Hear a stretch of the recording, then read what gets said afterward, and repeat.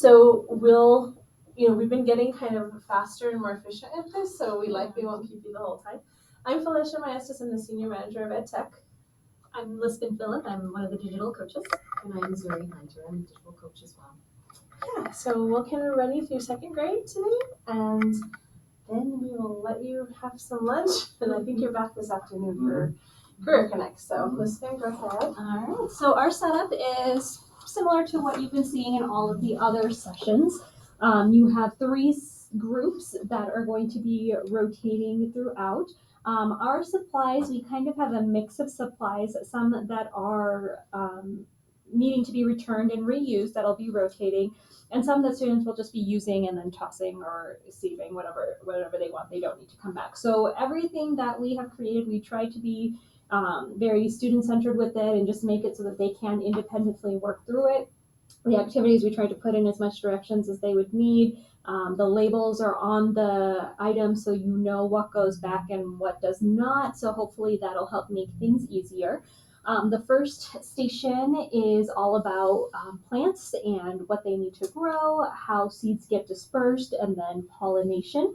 So it starts off with a video so students can watch the directions on just how to use this activity and how to work through it.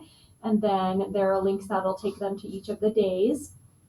We'll start with the first page is just some vocabulary, nothing that they have to do on there, just informational. And then we start with day one's lesson. My lessons are all set up with a video to start the lesson. So they'll first learn about what plants need to grow by watching that video.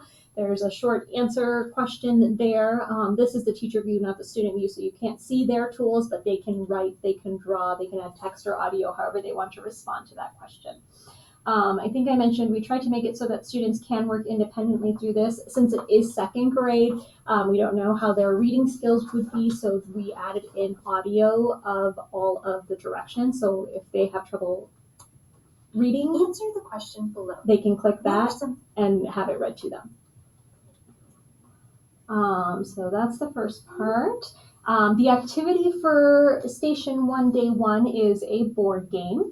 So you will have a group who will get this packet, and basically the board game is one where they are just moving little pieces around the board, and they are trying to get plants to grow. So there is a card in there. They're going to move their pieces around the board. They're collecting a seed, sunlight, and water. So every time they get 3 of those, seed, sun, water, they get to collect one of these little plant cards, and their goal is to get to 4 plant cards. Whoever gets 4 first is the winner. The directions are there. They just have to watch that video. It'll talk them through how to play the game. And hopefully they should be able to follow along and do that. Because it was the first day, you might be using some of your time just to set up expectations and groups and all of that. So this might be the only thing that they do depending on how much time they have. If that's where they stop, that's totally fine. If you have more time though, there is one more page for them that they can complete. This one is just a chance to explore some different types of flowers and the conditions that that flower would need to grow. So there's a link here they're going to click on, and they can just kind of take a look at a bunch of different flowers, pick their favorite, and then come back and kind of draw it and answer some questions about it. At the end of the lesson, they'll see a stop sign. So for that day, that's the last lesson. At that point, they're going to click on, there's going to be an orange check mark at the top to save the work that they have done. There's also a green check mark, which you don't want them to select because that submits it, and then you have to go in and unsubmit it for them. So just kind of remind them, do orange, not green. That was day 1. Day 2 is all about seed dispersal and how seeds move around. Again, start with a video, answer a quick question, and then their activity for today is to create seeds. So the first seed type is one that flies and twirls like a maple seed. So they'll get some paper and some other supplies, and they'll actually follow along with this video to create the seed. So this one kind of shows them the steps to make a seed like that. And then they'll test it out. They'll throw it in the air and see if it actually twirls and flies like a maple seed would. They'll also make a couple of other seeds that they're going to design themselves. So the next task is to try and make a seed that would float in water. So these supplies are consumable supplies, so they'll make their seeds and then just toss them. They don't have to return that. There are some, though, that they do need to return, like the scissors and the tools that they use to actually make it. They'll want to return those, but the bag that says consumable, just toss those. But yeah, they'll design it, so they kind of have to come up with something on their own. They can work together in a group or do that independently, and then they'll test that out. And the third one is one that attaches to things, so that can like stick to clothing or hair or something and move around. Again, if you have time for them to do all three, that's great. If not, it's okay. But they're designing seeds on that one. Since there's kind of two sets of packets, some that you're keeping and some that you're tossing, there are directions on here. Please do plan time in the lesson, like watch the clock and just make sure they do have a minute to pack up. Some of these supplies, like our iPads and our cubes, we obviously want to make sure get returned. So just make sure you build in time for that into each of the lessons. Again, there's a stop sign when they are done with the day's lessons. And then day 3 is pollination. So another video. This one's a drag and drop vocabulary activity. So they'll grab the vocabulary word and drag it into the correct location. The next activity is matching pollinators with the type of flower it likes to pollinate. So this is just kind of a guess. They will have tools down here that are pens and markers and all of that. They can grab that and then draw a connecting line to whichever animal they think pollinates whichever flower. And then they'll watch a video to see what the right answers were. And then this is the last activity, is pollen painting. So this is probably going to be one that you'll want to be monitoring. It might get a little bit messy, but hopefully it'll be a lot of fun for them. What they will be doing is taking some pipe cleaners, a black and a yellow one, and they'll wrap it around their fingers so it kind of looks like a little bee. And then they're going to get a paint palette and some Kool-Aid. So they're going to take a few Kool-Aid packets and they're going to put it into the paint palette. And then they'll take this little water bottle and spray the little bee with a little bit of water. And then they're going to use the Kool-Aid to color a painting page, just a page of flowers. So they'll have this little wet bee and they'll tap it into the Kool-Aid powder. And when they do that, it'll actually, it'll stick to the bee and it'll spread, so it'll kind of be like painting. So, they'll tap in there, they'll fly between flowers, and they'll kind of model how the pollen gets spread between the flowers and how it mixes and all of that. Again, it might get a little messy, so it might be one that you kind of help with and support as much as you can, but it should create some cute pictures when they're done. And then same deal with cleanup. There's going to be some supplies that get returned and some that just get tossed. So just make sure they do have enough time to clean things up. And then that is the end of the Station 1 lessons. I do have at the end some additional activities. So if you ever have students that just finish early and just need something to do, just send them to the end of the Seesaw lesson. The yellow pages are just extra things they can do. So there's some like online games they can play. This is a read aloud story. And then on the next page, there's a word search they can do as well. All right, so that is Station 1. Any questions on those activities? All right, I'll pass it on to Station 2.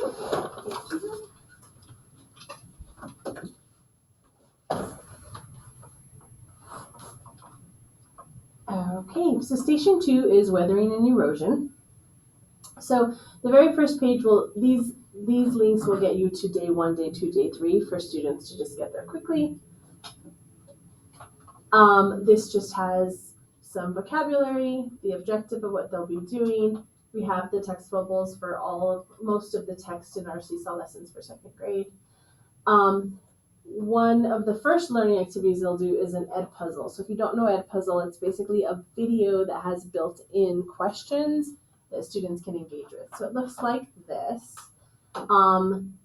Every once in a while, there'll be they're watching a video and then it'll pause them at a question and then they'll answer it. If they don't type yet, they can answer with their voice.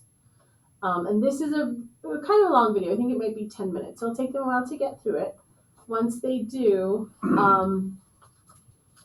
they will then, because it teaches about a number of different types of erosion and weathering, so they'll select, like think about something they learned and then draw it here in Seesaw with the Seesaw tools. And then this is a bonus activity page. So if they finish early, they can do any one of these things. There's 3 books in Sora. There's another ed puzzle they can do. So this is just, you will see the same page at the end of every day in case that they finish early with the day's activities. And then the stop sign. So they shouldn't go past this. So that's day 1. Day 2 is augmented reality with Merge Cube. So they will watch a video first. This is a Merge Cube. And this is the iPad. So Merge Cube works to like make augmented reality with an application and the iPad.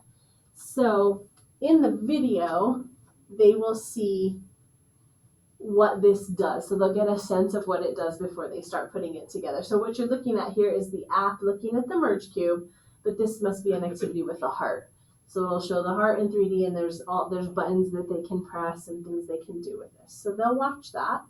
Then this next page just says you should have all these materials. You will need to collaborate because there's only one Merge Cube, one iPad, and this shows them how to set that up. You might want to do that for them, but in the event that you can't, this will actually just guide them through how to make this work for them. And I'm going to show you how to set that up really quickly and what it looks like. So on the iPad, initially, you're going to go to the Explorer app. You can see it up there. You go to the Explorer app first, and then there's all these activities in here. For this day, we're going to do Rock History of Earth. So that is this activity here. It's about weathering and erosion. You'll click on that. Once it comes up, you'll see that there are multiple activities in here. So I'm going to show you one, but there's multiple interactive things that they will do. So you click play. It takes a second to load. And then I set it up like this. So you'll see that it's just the camera, but when you put the Merge Cube behind it, it reads it, and you can see this is actually the Colorado River and Horseshoe Bend. So you can move this thing to show how it eroded Horseshoe Bend. And as you move through it, it will tell you how many million years ago there is, and there are other things for them to click and select and learn about as they work with it. So this will be, someone will have to hold the cube, and someone will have the iPad, and what goes along with this is just like a note catcher. So one of the 5 students that's on the station, or 2, should be saying, what are we looking at? What are we learning? And then they can kind of take turns and rotate. There's a link to this inside of the lesson plan, but if for some reason, like you're not able, there's very simple questions. You can always just use a piece of white paper for them to start taking notes and put these questions on a whiteboard or something. Just trying to make it really easy for you in case you don't have access to a printer. I don't know what the school's setup is going to look like. But that is in the lesson plan if you wanted to use it. And then they'll do all this kind of together as a group, and then there will be this individual piece where they can answer their own questions inside of Seesaw. And then, of course, there's that final slide that if they finish early. And day 3 is an activity for before and after weathering. So based on everything they've learned in the past 2 days, they're going to take, they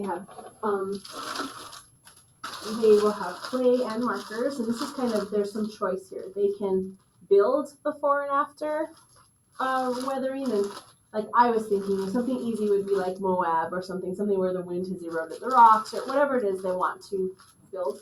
Or they can draw, there's markers, or they can draw right inside of Seesaw. So this worksheet is also inside of the lesson plan, but it really can be a white piece of paper that they draw before and after, and or they can draw digitally. So that's day 3. And then again, the extension activities at the end of that. Any questions about station 2? All right, then I will let you. I did have one question. Yeah. Do you have to put the, is it bird cube, is that correct? Is there a certain side you need to react with each No, area? Is it actually, just whatever and it pops up? it will pop up. Like I Okay. think they just kind of move it around and Okay. it reads this. Okay, all right. And then the only thing you will need a couple of things just to remember. When they get out of that and they go to the next one, there's not just the one thing to do. So just remind them to go through and do the multiple activities. The other thing I just want to make sure everybody knows is that when all of the activities should be unlocked for you because we have a subscription to like all of these science activities. If for some reason you do see the lock,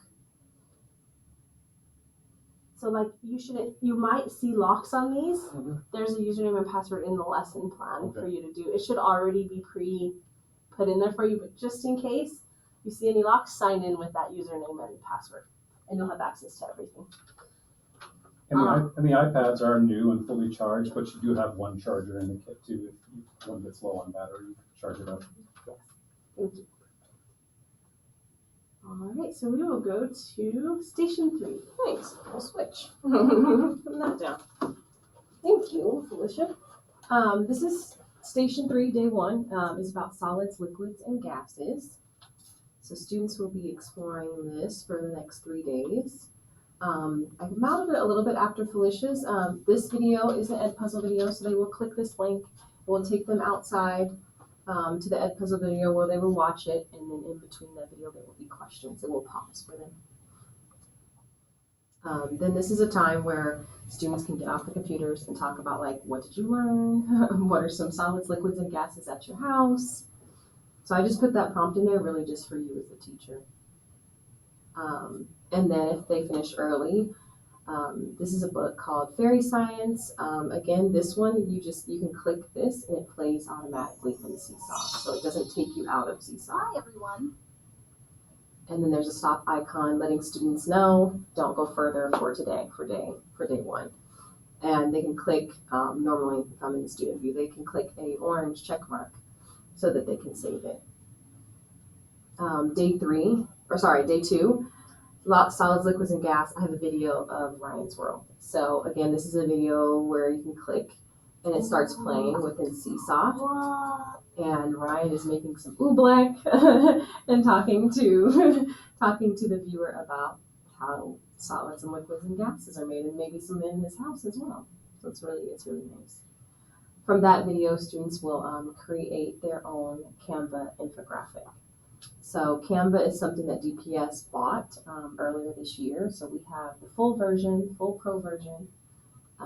In this video, I just talk about how to log into Canva for students, talk about like how to navigate Canva.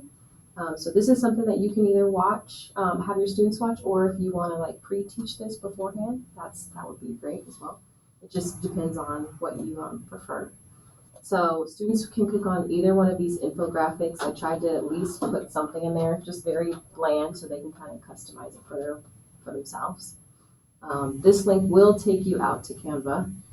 And this is the first page you'll see. This is a template. It like forces a copy. So when you click use template, most of the time students will be logged in because they're already on their Chromebooks. If not, something will come up that will say log in, and you will say continue with Google. And then students will log in with their student ID at dpsk12.net and then enter their password, which is their birthday. So you'll click use template. It's already set up. Felicia's already logged in. And this is the template that students will see.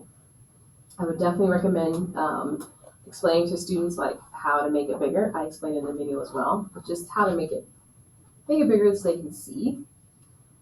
So they've got solids, liquids, gases here, and now here comes the fun part where we get to customize it. On the left-hand side, we have something called elements. I would really start with elements and text first. So elements is a place where you've got lines, you've got graphics, you've got some stickers, you've got a lot of photos.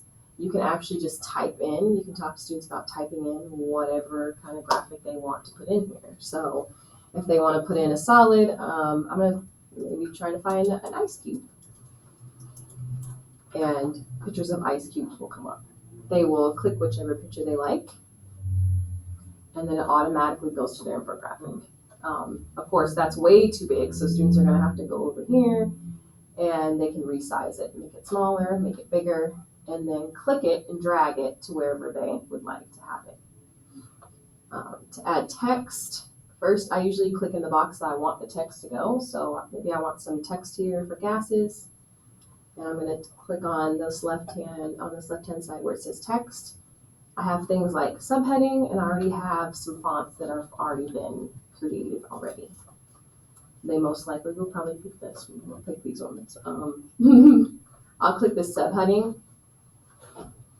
It's really small. It goes right there, but I can click this move tool and I can move it wherever I like. I can delete, type whatever I want here. I'm just kind of giving students some creativity to do it however they like. If they want to type or if they just strictly want to do images, that's fine as well. They don't have to save it. This is automatically like saved in their account.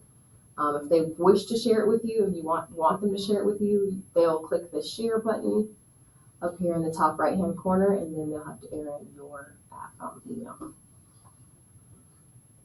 And going back to Seesaw, I put an activity in here just in case. I put some like quick activities in case students finish early. This is sorting solids, liquids, and gases. Tried to include a graphic just in case students can't read the word. Tried to include like a little emoji, so they will be able to click this and drag it to where it belongs. Next activity is sorting solids, liquids, and gases, color coding it by the solid, by the liquid, by the gas. So they'll go through each one. If it's a pencil, if it's pencil and they feel like it's a solid, they'll circle it and circle it blue.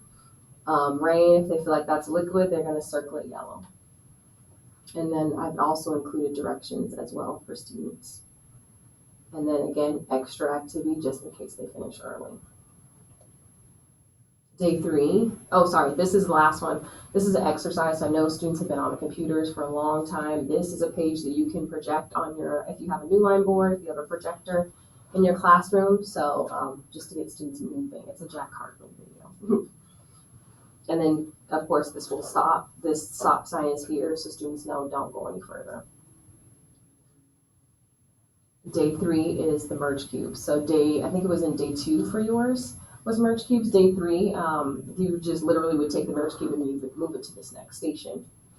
I've got all the materials, same materials, one cube. There's one iPad. It's still the same app.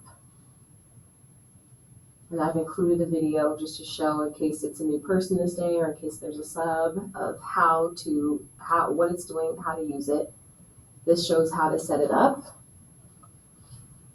And then literally it's the same merge cube app, but the activity has changed. So there's So you would just click on this types of reactions. One is reversible change. It'll show an ice cube. Can you reverse the changes of an ice cube? The second one is changing the state of something, and it's a log. So like adding heat to a log, what happens to it before, what happens after. Thank you, Felicia. Yeah.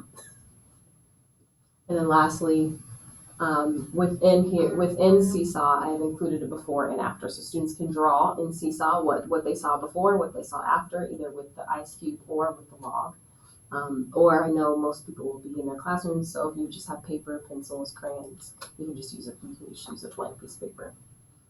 And then once again, if they finish early, just include the video, just in case.